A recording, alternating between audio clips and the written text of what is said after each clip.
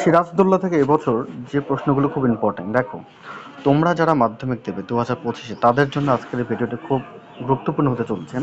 তোমাদের এই সিরাজদৌল্লা যে পাঠ্যাংশ রয়েছে এই পাঠ্যাংশ থেকে 3 নম্বরের জন্য যে প্রশ্নগুলো খুব ইম্পর্টেন্ট সেই প্রশ্নগুলো দেখে নাও। দেখো, 1 নম্বরে যে প্রশ্নটি রাখা হয়েছে, সিরাজদৌল্লা নাট্যাংশ অবলম্বনে সিরাজদৌল্লার চারিত্রিক বৈশিষ্ট্য আলোচনা করো। নাম্বার 2, বাংলার দুর্দিনে আমায় ত্যাগ করবেন না, কাদের উদ্দেশ্যে একথা বলা হয়েছে? কাদের উদ্দেশ্যে একথা বলা হয়েছে? কোন দুর্দিনের তার জন্য এই আবেদন?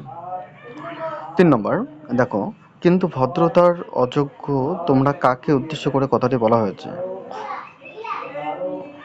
কিন্তু তোমরা ভদ্রতার অযোগ্য কাকে উদ্দেশ্য করে কথাটি বলা হয়েছে, এ কথা বলার কারণ কি?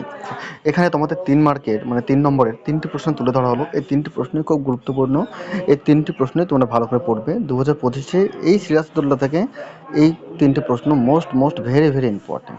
থ্যাংক ইউ, ধন্যবাদ সবাইকে।